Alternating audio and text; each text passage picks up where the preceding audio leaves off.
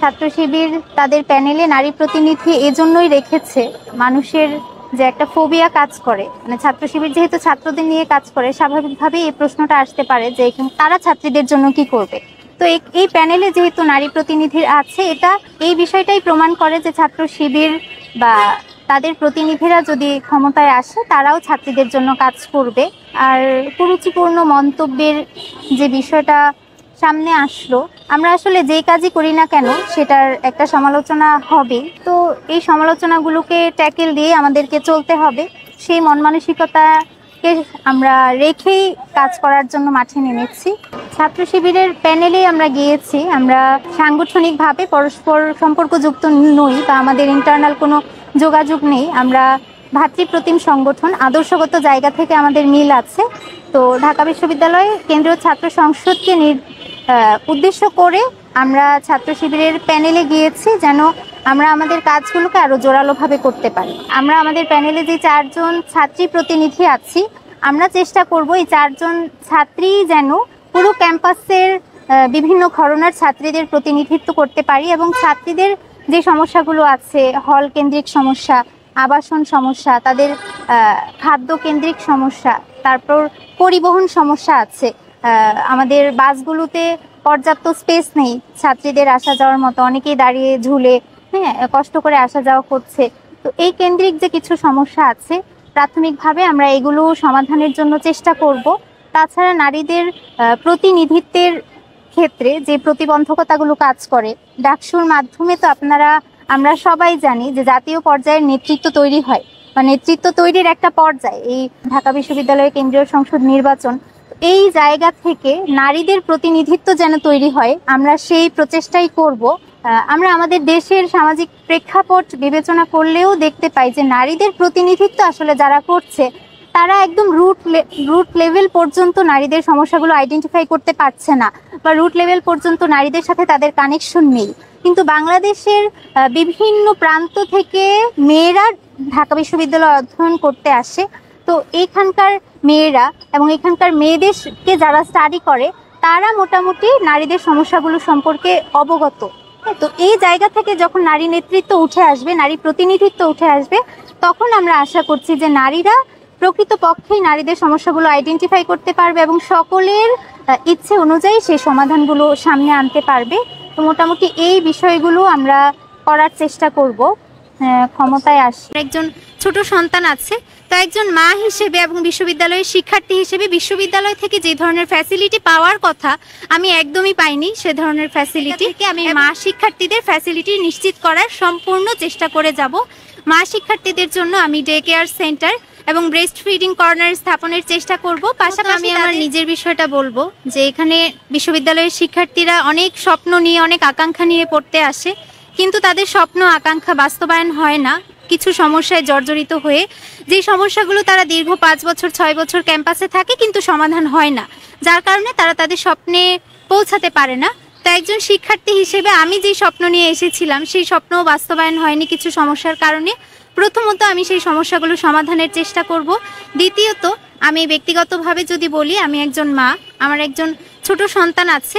তো একজন মা হিসেবে এবং বিশ্ববিদ্যালয়ের শিক্ষার্থী হিসেবে বিশ্ববিদ্যালয় থেকে যে ধরনের ফ্যাসিলিটি পাওয়ার কথা আমি একদমই পাইনি সে ধরনের ফ্যাসিলিটি, এবং বিশ্ববিদ্যালয়ের কাছে কোনো ধরনের জরিপও নেই যে তাদের এই যে এই পার্সেন্টেজটা কেমন হবে, কেমন অংশ মা শিক্ষার্থী আছে। তো বিশ্ববিদ্যালয় কোনো স্টেপই নেয়নি মা শিক্ষার্থীদের কোনো ফ্যাসিলিটি দেওয়ার জন্য, যার ফলশ্রুতিতে অনেক মায়েরাই পড়াশোনার দিক থেকে পিছিয়ে যাচ্ছে, ক্লাসে নিয়মিত উপস্থিত হতে পারছে না, পরীক্ষা দিতে পারছে না, তাদের জরিমানা নির্ধারণ করা হচ্ছে, বাচ্চাদের নিয়ে আসতে পারছে না। তো আমি যেহেতু মা এবং একই সাথে বিশ্ববিদ্যালয়ের একজন শিক্ষার্থী এবং ছাত্রী বা শিক্ষার্থীদের প্রতিনিধি হিসেবে কাজ করার চেষ্টা করছি, আমার জায়গা থেকে আমি মা শিক্ষার্থীদের ফ্যাসিলিটি নিশ্চিত করার সম্পূর্ণ চেষ্টা করে যাব। মা শিক্ষার্থীদের জন্য আমি ডে কেয়ার সেন্টার এবং ব্রেস্ট ফিডিং কর্নার স্থাপনের চেষ্টা করব। পাশাপাশি তাদের যে বাধ্যতামূলক উপস্থিতি আছে এটা শিথিলকরণের চেষ্টা করা হবে এবং উপস্থিতি জনিত কারণে যে জরিমানাটা নির্ধারণ করা হয় এটা যেন মওকুফ করা যায়, আমরা সেই ব্যবস্থা নিশ্চিত করার চেষ্টা করব। একজন নারী হিসেবে, নারী শিক্ষার্থী হিসেবে বিশ্ববিদ্যালয়ে যে ধরনের সমস্যাগুলো হয়ে থাকে, নারীদের জন্য প্রপার স্যানিটেশনের ব্যবস্থা নেই, তাদের প্যাডের জন্য ভেন্ডিং মেশিন নেই, তাদের পরিবহন ব্যবস্থাটা ভঙ্গুর এবং আবাসন ব্যবস্থার কথা যদি বলি সেটা আরও শোচনীয়। তো সামগ্রিকভাবে একজন নারী শিক্ষার্থীকে সাপোর্ট দেওয়ার জন্য পর্যাপ্ত ব্যবস্থা এই ক্যাম্পাসে নেই। তো একজন নারী শিক্ষার্থী যেন সর্বদিক থেকে সাপোর্ট পায় বিশ্ববিদ্যালয় প্রশাসনের কাছ থেকে, সেই লক্ষ্যে আমরা কাজ করে যাব। এবং এই বিশ্ববিদ্যালয়ে কোনো ধরনের বৈষম্য যেন না হয়, কোনো ধরনের আধিপত্য যেন কায়েম না হয়, কোনো শিক্ষার্থী যেন জুলুমের শিকার না হয়। হিজাবকে ইন্টেনশনালি প্রগতির অন্তরায় হিসেবে দেখানোর চেষ্টা করা হচ্ছে কিনা। আমি ছোট থেকে আমার কিছু ঘটনা যদি সংক্ষেপে বলি, আমি যখন নবম শ্রেণীতে ভর্তি হই তখন আমি বোরকা নিকাব পরি। তো আমি একদিন ক্লাসে গেলাম এবং একজন শিক্ষক রোল কল করার সময় আমাকে বললেন যে তুমি মুখ খুলে ফেলো। তখন আমি খুলতে চাইলাম না দেখে স্যার আমাকে ক্লাস থেকে বের করে দিলেন। তখন মানে একদম গ্রামের একটা স্কুল, মানে খুব স্বনামধন্য প্রতিষ্ঠান এমনও না। তো আমার হ্যারেজের যাত্রাটা ওইখান থেকে শুরু। তো আমি যখন 17 সালে এসএসসি পরীক্ষা দিলাম, আলহামদুলিল্লাহ অনেক ভালো রেজাল্ট করেছি এবং আমার থানাতে সবচেয়ে ভালো যে কলেজ, আমার ইচ্ছে ছিল সেই কলেজে আমি ভর্তি হব। তো যেহেতু হিজাব নিয়ে আমার অভিজ্ঞতাটা খুব বেশি ভালো না, সেহেতু আমি আমার আব্বুকে আগেই বলেছি যে কলেজ কর্তৃপক্ষের সাথে একটু আগে কথা বলে নিতে, যে তারা আসলে হিজাবকে অ্যালাউ করবে কিনা। তো তারা আমার মার্কশিট দেখে অনেক খুশি হলো যে তার রেজাল্ট তো অনেক ভালো, কিন্তু তারা আসলে অ্যালাউ করবে না, আমি যে মুখ ঢেকে রাখবো এটাকে তারা অ্যালাউ করবে না। তো মানে জাস্ট আমার রেজাল্ট কিন্তু ভালো, আমার যোগ্যতা আছে ওই কলেজে পড়ার, আমি মেকআপ করি, এই কারণে তারা আমাকে ওই কলেজে ভর্তি করাবে না। তো এখানে আসলে প্রশ্ন কোনটা, যে আমার হিজাব কি আমাকে ভালো রেজাল্ট করতে বাধা দিয়েছে, না তারা আমাকে একসেপ্ট করে নেই হিজাবের কারণে। তো আমাকে অন্য একটা কলেজে ভর্তি হতে হলো।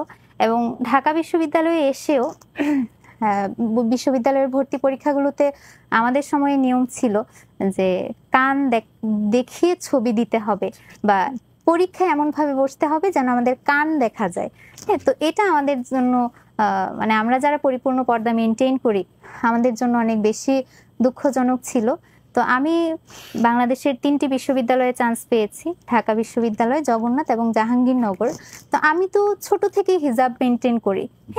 কই আমার হিজাব তো আমাকে বাধা দিতে পারলো না, আমি তো বাংলাদেশের 3টা সেরা বিশ্ববিদ্যালয়ে চান্স পেয়েছি এবং আমি সম্মানের সাথে ঢাকা বিশ্ববিদ্যালয়ের অনার্স ডিগ্রি কমপ্লিট করেছি। আমার রেজাল্টও ভালো। কিন্তু এই ভালো রেজাল্ট করার পেছনে বা এই পর্যন্ত আজ আসার পেছনে এই হিজাবের কারণে আমাকে হেনস্থার শিকার হতে হয়েছে। তো প্রশ্ন আসলে এটাই, যে হিজাব প্রগতির অন্তরায়, নাকি একজন হিজাবি নারীর যোগ্যতা থাকা সত্ত্বেও তার হিজাবকে প্রগতির অন্তরায় হিসেবে দেখানোর চেষ্টা করা হচ্ছে। প্রগতি বলতে আমরা আসলে কি বুঝি? আমার জীবনের সামগ্রিক উন্নতি। তো আমার যদি দক্ষতা থাকে, যোগ্যতা থাকে, আমার যদি মেধা থাকে, তাহলে হিজাব অবশ্যই সেখানে কোনো প্রতিবন্ধকতা হতে পারে না। এখানে আমাদের বিভিন্ন হিজাবি বোনেরা সেটা প্রমাণ করেছেন, কিন্তু একটা মহল হিজাবের পেছনে আসলে লেগে আছে। তারা প্রমাণ করার চেষ্টা করছে যে তুমি হিজাব পরো মানেই তুমি যোগ্য না, তুমি ডিসকোয়ালিফাই, তুমি পেছনে পড়ে যাচ্ছ, এটা প্রমাণ করার চেষ্টা করা হচ্ছে। তো এখানে বাংলাদেশের প্রেক্ষাপটে আমার যেটা মনে হয় যে আমরা যারা হিজাবি আছি, আমাদের যাদের মেধা আছে, যোগ্যতা আছে, আমাদেরকে ফ্লোর দেয়া হচ্ছে না। আমাদেরকে প্রগতির পথে যেতে দেয়া হচ্ছে না, কিন্তু বলা হচ্ছে হিজাব প্রগতির অন্তরায়। তো আমি আমার অবস্থান থেকে এই যে কথা হিজাব প্রগতির অন্তরায়, এটার সাথে অস্বীকৃতি জানাচ্ছি এবং আমি আমার সকল অডিয়েন্সকে বলতে চাচ্ছি যে একজন হিজাবি নারীকে যদি ফ্লোর দেয়া হয়, তাকে যদি যথাযথ সম্মান করা হয়, তার সামনে যে অবস্টেকলগুলো দাঁড় করানো হয়েছে এগুলো যদি সরিয়ে দেয়া হয়, তাহলে সে একজন নন হিজাবি নারী, বা সে তার জায়গা থেকে সর্বোচ্চটাই দেশ জাতিকে উপহার দিতে পারবে, সর্বোচ্চটাই দেশ জাতির জন্য করতে পারবে।